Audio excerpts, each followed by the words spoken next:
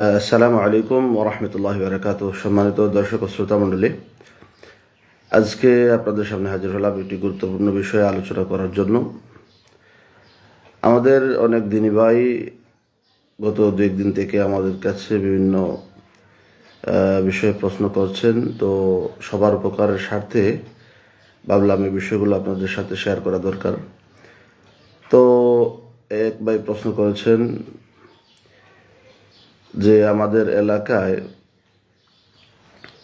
শেষ দশকে, রমজানের শেষ দশকে তারাবির নামাজের পরে ভিতর নামাজের পূর্বে 2 রাকাত শবে কদরের নামে নামাজ পড়ার জন্য সুযোগ দেওয়া হয় এবং মুসল্লিরা 2 রাকাত নামাজ পড়ে শবে কদরের নামাজ হিসাবে।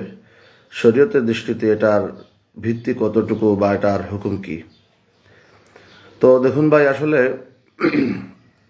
শবে কদরের জন্য আল্লাহর হাবিব সাল্লাল্লাহু আলাইহি সাল্লাম রমজানের শেষ দশকে গুরুত্ব দেওয়ার জন্য উম্মতকে উদ্বুদ্ধ করেছেন এবং শেষ দশকের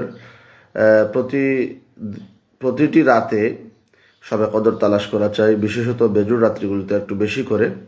এবং শবে কদর রাত্রিতে শরিয়াসম্মত আমল যেগুলো, সেগুলো হচ্ছে আপনি জিকির আজকার, কোরআন তেলাওয়াত করা, আল্লাহর বর্তম হাত সুবহানাল্লাহ, আলহামদুলিল্লাহ, লা ইলাহা ইল্লাল্লাহ, আল্লাহু আকবার ইত্যাদি, এবং নফল নামাজ ইচ্ছা মতো যেটুকু সম্ভব 2 রাকাত, 4 রাকাত, 6 রাকাত এভাবে নফল নামাজ পড়া, কোরআন তেলাওয়াত করা। অর্থাৎ শরীয়তের দৃষ্টিতে যেসব আমল সচরাচরভাবে স্বাভাবিকভাবে যেগুলো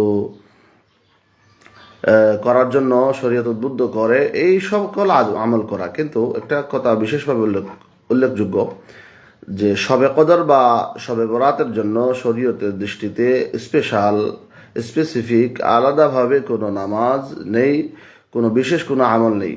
অতএব কোনো বিশেষ আমলকে যদি কেউ আলাদাভাবে নির্ধারণ করে ওইটাকেই শবে কদরের নামাজ নামে চালায় দেয় বা শবে কদরের বিশেষ আমল হিসাবে চালায় দেয়, তাহলে ওইটা শরীয়তের দৃষ্টিতে গ্রহণযোগ্য হবে না।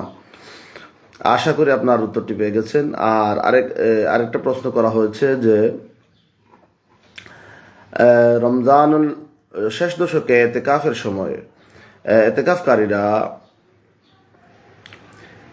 শরীরে গরমের কারণে যদি একটু ঠান্ডা বা প্রশান্তি লাভ করতে চান বা স্বাভাবিকভাবে গোসল করতে চান, তাহলে গোসল করতে পারবেন কিনা?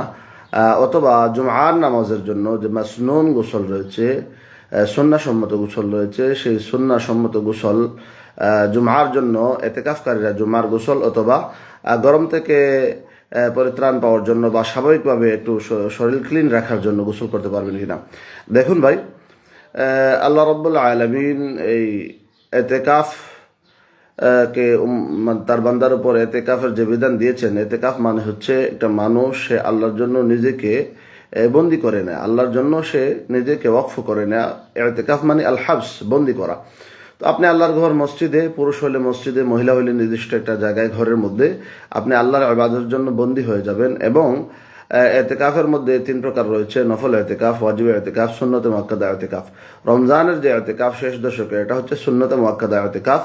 এই সুন্নতে মুআক্কাদা এতেকাফ যদি কেউ মসজিদ থেকে বের হয়ে যায় কোনো শরঈ উযর, অর্থাৎ শরঈ উযর ছাড়া, অথবা হাজতে তবিইয়া, পেশাব পায়খানা বা এ জাতীয় প্রয়োজন ব্যতীত, অথবা শরঈ উযর যেটা হচ্ছে জুমার নামাজের জন্য, যদি পাঞ্জেগানা মসজিদ হয় তাহলে জামে মসজিদে জুমার নামাজের জন্য যেতে পারবে। এই দুইটা হাজতে তবিই, মানবীয় প্রয়োজন যেগুলো, পেশাব পায়খানার জন্য বা খাবারের জন্য যদি প্রয়োজন হয়, ঘর থেকে কেউ খাবার নিয়ে এনে দেওয়ার মতো কোনো লোক না থাকে তাহলে যেতে পারবে।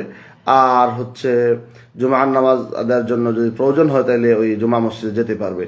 এইগুলো ব্যতীত অন্য কোনো কারণে যদি মসজিদ থেকে কোনো মানুষ বের হয় তাহলে তার এতেকাফ ভঙ্গ হয়ে যায়। এমনকি গোসলের জন্য যদি বের হয়, জুমার সুন্নাহসম্মত যে গোসল, এই গোসল করার জন্য যদি মসজিদ থেকে বাহির হয় তাহলে বের হওয়ার সাথে সাথেই তার এতেকাফ নষ্ট হয়ে যাবে। এবং গরম থেকে পরিত্রাণ পাওয়ার জন্য বা স্বাভাবিকভাবে গোসল করার জন্য যদি বের হয় তাহলে তার এতেকাফ নষ্ট হয়ে যাবে। এটা ফুকায়ে কেরামের মুহাক্কিকিন সকল ফকিহদের মত হচ্ছে এটা। এজন্য এতেকাফ অবস্থায় আপনাকে আল্লাহ তাআলা আজর দিবেন, সওয়াব দান করবেন যে আপনি এই সব কিছু থেকে মুক্ত হয়ে আল্লাহর জন্য আপনি নিজেকে বন্দী করে রাখবেন, গোসলেও আপনি যেতে পারবেন না। তবে হ্যাঁ, ফুকাহে কেরাম এতটুকু বলেছেন, কেউ যদি অজুর জন্য অথবা বিশেষ প্রয়োজনে সে বের হয়, তার নির্দিষ্ট একটা প্রয়োজনে, যেমন পেশাব পায়খানা বা জাতীয় কোনো প্রয়োজনে বের হয়। আর বের হওয়ার পর সে সেখানে ট্যাপ থেকে পানি ছেড়ে দিয়ে অথবা আগ থেকে পানি কারো মাধ্যমে রাখা থাকবে সেখানে, এবং সে একটু পানি বালতি থেকে পানি মাথার উপরে ঢেলে দিবে, গোসলের নিয়েতে না। এবং সময়টা এত কম হবে যে অজু করতে যে সময়টা প্রয়োজন হয় এর চেয়ে কম, অর্থাৎ সে মূলত অজুই করছে, অজুর সাথে সাথে শরীরটা ভিজিয়ে নিয়েছে। তো এরকম যদি করে তাহলে এটা গোসল করা যাবে না। স্বাভাবিকভাবে অজুর সাথে সাথে শরীরটাকে যদি একটু ভিজিয়ে নিতে চায়, মাথার উপর পানি ঢেলে দিল এবং পরে কাপড়টা খুব দ্রুত কাপড়টা চেঞ্জ করে চলে আসলো, এরকম যদি করে তাহলে ফুকাহে কেরাম বলেছেন এই অজু করার সময় অথবা এই পেশাব পায়খানার প্রয়োজনে বের হইলে আসার সময় একটু শরীরে যদি পানি এই তাৎক্ষণিক খুব অল্প সময় শরীরে একটু পানি দিয়ে দেয় তাহলে এটার একটা সুযোগ রয়েছে, বা এটা একটা গোসল নয়, এটা স্বাভাবিকভাবে একটু পানি ঢেলে দেয় তাহলে ফুকাহে কেরাম বলেছেন যে এটার সুযোগ রয়েছে।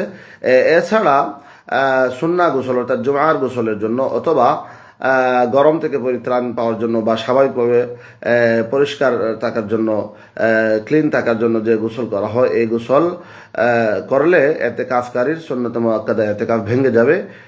আর যদি এতেকাফ ভেঙে যায় তাহলে পরবর্তী একদিন রোজা সহ এতেকাফ কাজা করতে হবে।